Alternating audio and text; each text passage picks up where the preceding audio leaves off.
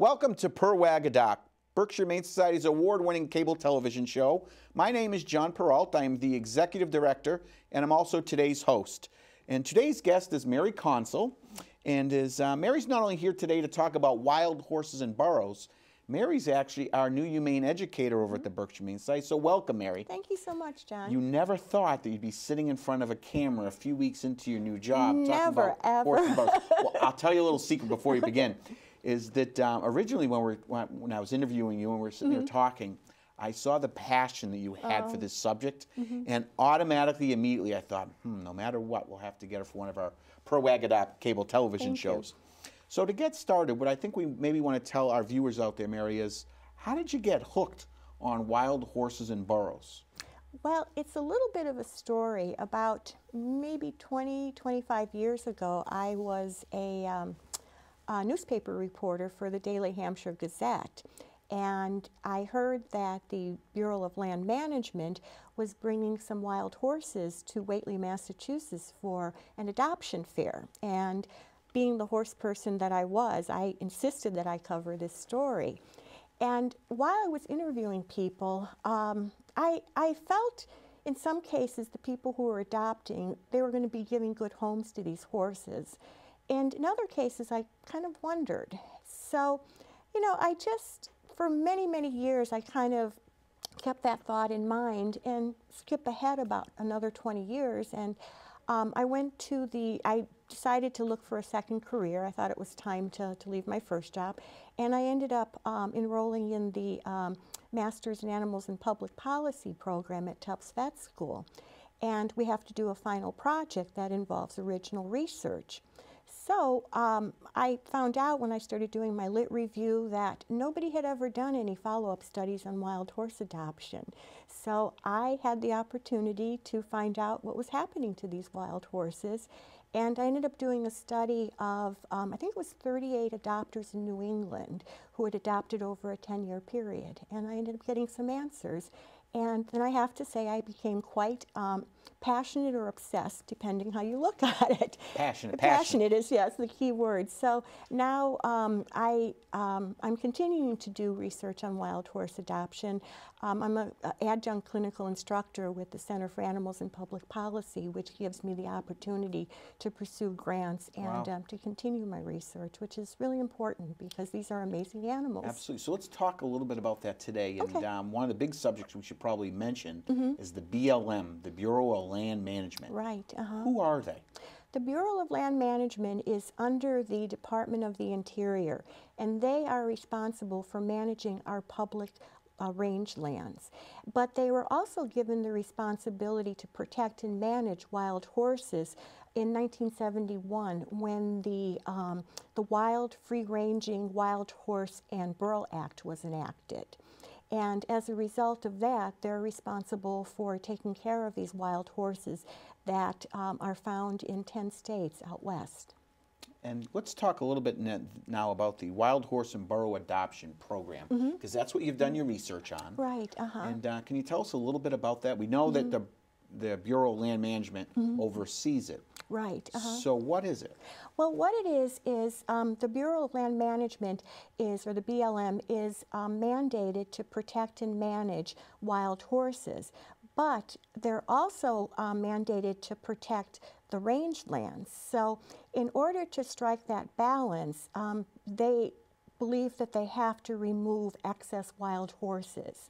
So one way that they decided in terms of what to do with these horses is the horses that were removed starting in 1971 were placed in their adoption program.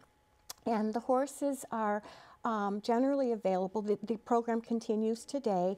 Since 1971, I would say about maybe 250,000 horses and burros have been placed in homes all across the country. Unfortunately, though, the number has really decreased starting in 2000 because 2001 because the number of horses that have been removed from the range is is outpacing the number of horses that have been adopted. What's when we talk about the number of horses, what kind of numbers? What's the population out there for the number of horses that are grazing on our public lands? It's estimated that about 37,000 horses and burros are out on the public lands. But unfortunately at this point, because there's such a disparity between the number of horses that are being adopted and removed, there's about 50,000 of these animals in long and short-term holding facilities. They're outside of the Yes, land management number. Yeah, exactly. Which is why it's so important, I think, that the adoption program be promoted. You know the number of acres that these horses reside on? I think that's a little bit controversial. I think we were Yep. talking before, and I mentioned that everything about, I think wild horses are synonymous with controversy. I believe the number of public acres is 55 million, but 22 million of those acres have been sort of taken out of the equation, so now I believe it's around 35 million. And so of the 37,000 horses on the on this land, how many does the Bureau of Land Management want to have?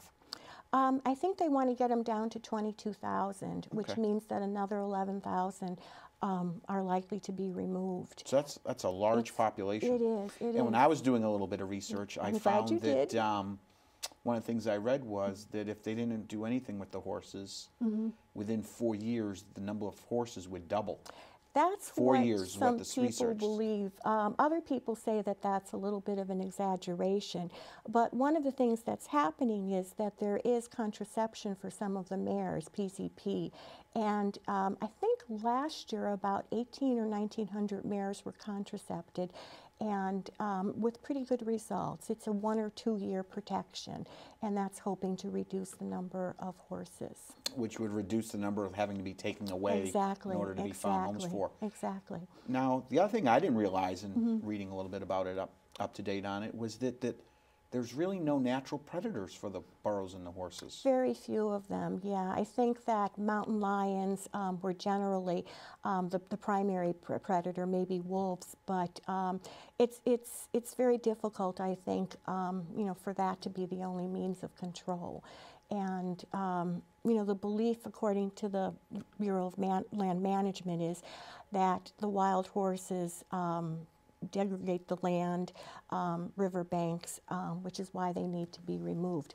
But again, that's controversial because a lot of people argue that the cattle are doing just as much, if not more, damage.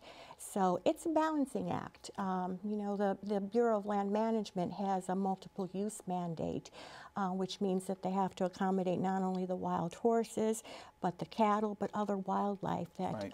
lives on these public lands. So what you're saying is the way that they're controlling the population is to remove. To remove. How do they, And through you know how they're contraception. deciding in contraception? How do they decide which ones to remove? They usually do an assessment of the land, and they determine whether or not the land can maintain the different herds in the different herd management areas. And they usually do a count in terms of how many horses are in that area, and then, like I said, make a determination in terms of whether both the land and the water can support those horses. And some people believe that the number of horses is overinflated, and that that this is one way that the Bureau of Land Management justifies removing the horses. So the control in the population, we said again, by contraception, by removing Removal. them. And now you're saying because the adoption numbers are down, a lot of these have been removed or in some holding facility somewhere Exactly. waiting to be adopted, and that's where they sit. Yeah. Slaughterhouses, are there any, because at one point you told me earlier off the air that at one point they would cull them and a lot of them ended up being Yeah. used for dog food. It's the slaughter is a big topic, and it's a concern. Supposedly, the horses that are in the holding facilities, they are horses that they're classified as sale authority, meaning that these horses can be sold and not adopted. They're generally horses that are over 10 years old or have gone to 3 adoptions and not been adopted. And so they're called 3-strike horses. And the Burns Amendment, this might get a little complicated, but was passed in 2004, and essentially it gave the BLM authority to sell these horses without any restrictions. And that became of concern to many, many people because they weren't sure where these horses were going. End up. And the possibility of slaughter is always a big concern. Adoption clinics held all over the country? All over the country. They generally, we usually have about 1 or 2, maybe 3 in the Northeast, but quite a few out west, down south, in the Midwest. And the adoption fairs are the primary way that people can adopt horses. Generally, if you want to adopt a horse, you have a couple of choices. If you want an ungentled wild horse, meaning that this horse has not been touched, has very, very little contact with human beings, the adoption fairs are probably the biggest venue to get those horses. The other way is if you wanted to go to a holding pen, and actually we have a slide of the holding pen. Why don't we look at a few of your slides? Yeah, this is a photograph of a holding pen in Nevada, and this is a pen of yearlings. And this is an adoption fair. I think it was in New Jersey, and they had brought probably about 40 or 50 horses. At these adoption fairs, the horses are broken up into different pens, usually older mares in one, geldings in the other. All horses, all stallions that are 1 year or older are gelded before they're adopted. But they also have yearlings and weanlings in another pen. They also had some burros too, and I didn't bring any pictures of those, but they're very cute. And this is, oops, sorry, John. No, that's okay. We can get that picture back up there. Let me start over. Okay. There we go. To the next one. And this is some people looking at the horses. Now, I have to say, how do they get there? Are they employees of the Yep. BLM? The BLM, they have special wild horse specialists who are very good handling the horses, and they put them in large trailers. Which are owned by the BLM. The BLM, or contractors sometimes. Yep. And it's really interesting the way they have the pen set up, because there generally tends to be a middle chute where they unload the horses, and then the pens are on either side, so they can open gates and move horses around without really touching the horses. And it's safer for not just the BLM workers, but also for the horses. So. Okay. Now, to adopt, cost, you know, is there an app, like in our shelter, there's an application. Do you go through the same type of process? Well, the application process it's pretty minimal. In order to be able to adopt, you have to be 18 years old or older. You can't have a record of any animal cruelty, and generally the adoption fee is $125. The other thing that's very, very important is that you have the right facilities for these wild horses, because most of the time, like I said, the horses are ungentled, so you have to make sure that you have fencing, safe fencing, because they don't understand electric. So the enclosure has to be about 400 square feet, and for an older horse, I think 3 years or older, the fencing has to be 6 feet or above, and also either be wooden or some sort of metal poles or something. If it's a younger horse, maybe a 1 or 2 year old horse, then it's 5 feet. But in addition to this enclosure, you have to make sure that you have a shelter for the horse, be able to feed and care for the horse. And one of the things that's really important to remember is, even though the horse costs $125, it's expensive to keep a horse. And remember that horses can live to be 30, 35 years old, so that financial commitment is huge. Even though it might be cheap up front. Much bigger than that of a dog or cat. You betcha, you betcha. They seem to have many more medical issues. Yep, they do. And they eat more, they require different facilities, and like I said, they live longer. And these horses are very special in that they bond very closely with their adopters, and so it's wonderful when an adopter makes a commitment and decides to keep that horse for the rest of its life, which could be, like I said, 20, 30 years. I just want to take one step back, because one of the things I want to discuss a little bit about is that I know in the last 5 to maybe 7 years, the economy has not been good, and there are so many people that had horses that paid lots of money for them that now can't give them away or find an appropriate home because they can't afford to keep them. So in some ways, it used to be there was a huge market for the horse. And I think in the last 5 to 7 years, that market's really dropped. Do you see a correlation between that and the numbers that have dropped since 2005? Definitely, because I think last year, in fiscal year 2012, there were maybe 25 or 2,600 horses adopted. In 2005, I think I had mentioned that about 5,700, or 2007, 5,700 horses. The economy is definitely playing a role in terms of the number of horses being adopted. Right now, as you mentioned, you can go out and probably get a pretty nice horse for sometimes free and sometimes for nothing. So, it's a very special group of people who are willing to still adopt these horses. And that's one reason why those numbers in the holding pens are so huge at this point. In addition to the increase in the roundups or the gathers. So it is a problem. And one of the concerns, it's a big, the horses in the holding facilities too is a very large welfare concern, because they make up about a third of the unwanted or homeless horse population. Wow. And so like I said, they deserve better than just being, held up. Now, whether you realize it or not, I'm really not a horse person. Okay. So I'm going to ask you some basic questions, That right? sounds fine. Because but many you of our might become a horse that's person. Right. No, I don't know about that. I might be Many able of to turn our the corner. horse viewers, people out there, are not horse people. And how do they differ from that of a domestic horse? Looks, colors, behaviors?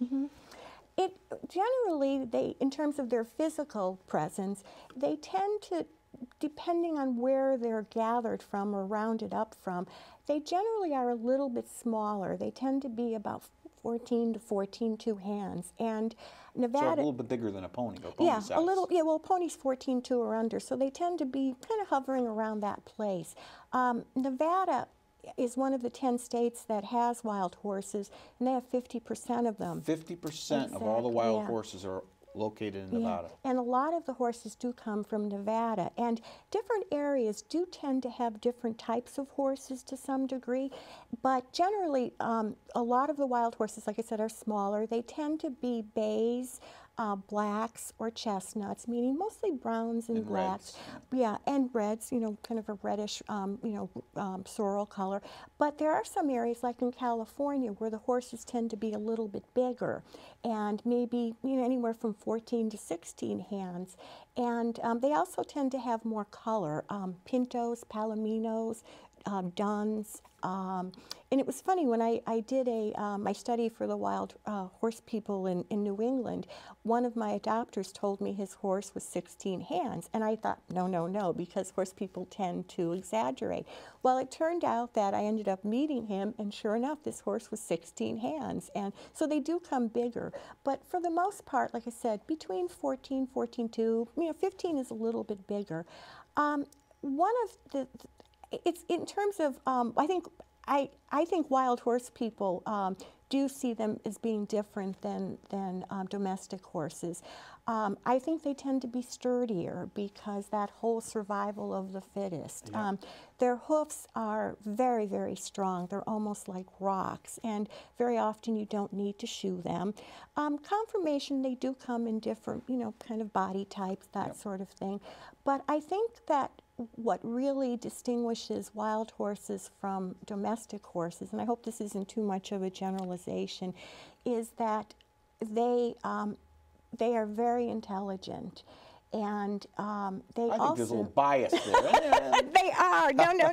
And I've had domestic horses, and like we talked about, I do have a little wild Mustang mare, and there's something different. I had heard a lot of the adopters talk about not only the intelligence, but the bond that these horses form with their adopters.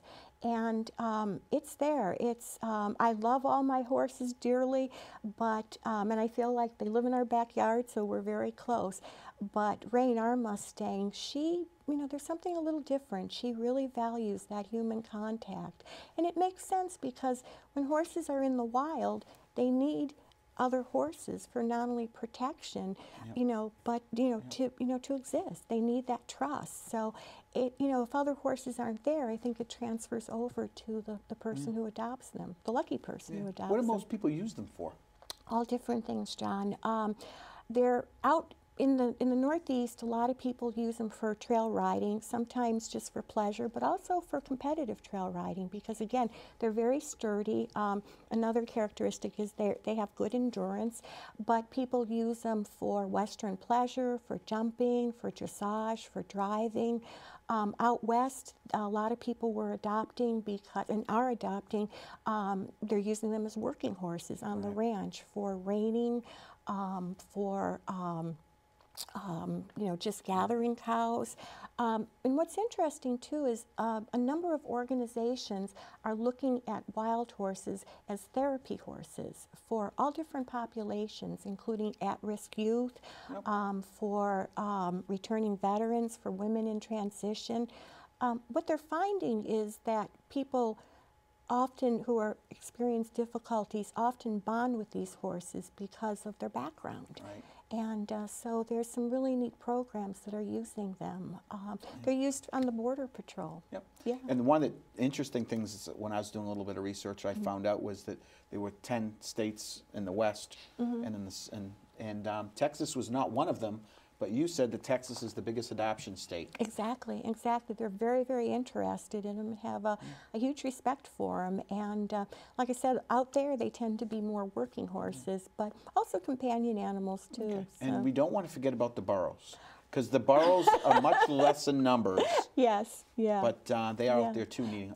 Do we find that there's a lot of burros in these holding facilities as well that are not being placed? Not as many, because they tend not to be, their numbers are much less than the wild horses, and even though they are removed, the numbers, the number of horses or burros that are removed aren't as great, and they tend to be adopted a little quicker. I think they're wonderful. I'm always trying to convince my husband to get one, but the answer Not yet, is right? Not yet. No, actually it's no. No. So, but they are really amazing animals. A lot of people use them for predator control as companion animals. I've heard they're a little difficult to train, but I haven't talked to too many people about that. But like I said, they definitely are very, very cute and very sturdy too. Okay. So. Do you have any other? I think you brought a few extra pictures to show us. Yeah, I do. Let me. I hope. That is my girl. That Ray. is yours. Yep. That's so Ray. that is a horse. Do you know where she actually came from? What state? She came from Nevada, and I actually rehomed her. I call her my Jersey girl because that's where I got her from. But the woman that my husband and I got her from had originally adopted her from a holding facility in Palomino Valley, Nevada, and had her shipped out to New Jersey. And we ended up getting her because she was a bit of an escape artist. And the woman didn't have electric fencing, and so we took her as a 3-year-old and have never regretted it. She's an amazing animal, very nice. And this is a picture of 2 horses at again in New Jersey. This was a wild horse and burro show, and these are, I think they were students who, the woman in the middle was their riding instructor, and these are 2 wild horses. They're big horses, as you can tell. The one on the right probably has some draft in him, and these are students that brought the horses to the show, and she uses them in her barn in Pennsylvania, and actually they were giving rides during the show. So that's another one, and let me show you this one. That's just an example of, again at this show, one of the horses doing a little jumping course. Okay. Now, Mary, we're getting close to time here. Our time is almost done, but I know that if anybody has any interest in adopting or wanting some more, learn more about the Bureau of Land Management or the adoption of the horse and burros, that who do they call and who do they get a hold of? You can go to the Bureau of Land Management. They have a website, so you could go there. Yep. And actually, the other thing that I want to mention is there we go. In spring of 2014, Tufts Veterinarian School and the Center for Animals and Public Policy is going to be having a Northeast Wild Horse Adoption Conference, and I am so excited about this. The purpose is twofold. It's to network and educate not only current adopters but potential adopters, as well as any equine professionals who might be interested, anybody who's interested in wild horse adoption. So that's a very big part of this. The other part is to help promote wild horse adoption in Northeast. We're going to have a lot of panelists that include trainers who've worked with wild horses.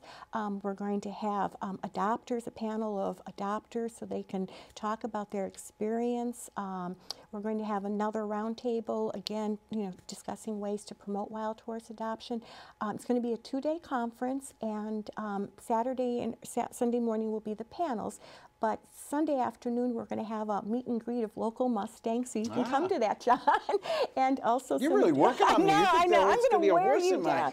And also training demonstrations. And if anybody's interested, I know this is a long way off, but do feel free to email me with questions. We had your email up there earlier. I appreciate that. Yeah, and so people can give you a call. But we want to thank you, Mary. Thank you Welcome so much, to the Berkshire Humane Society. I love it. We've got lots of work to do, and but again, I'm sure we'll have a part 2 of this as well coming up pretty soon. I hope so. But just a couple quick announcements before we go. This coming Saturday, March 23rd, at 8 p.m. is Zip Store Comedy Show to benefit the Berkshire Humane Society. It's $25 tickets. You can get your tickets available at the Berkshire Humane Society at Purr Wag, which is located in Great Barrington.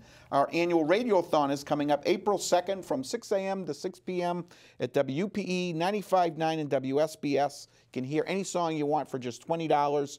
And our annual lasagna dinner is coming up April 4th at Chrissy Farm in Great Barrington. That's all we have for today, but I want to thank Mary and thank the crew out there for a great show. And until next time, hopefully you'll enjoy your week, and tune in again for Purr Wag Adopt.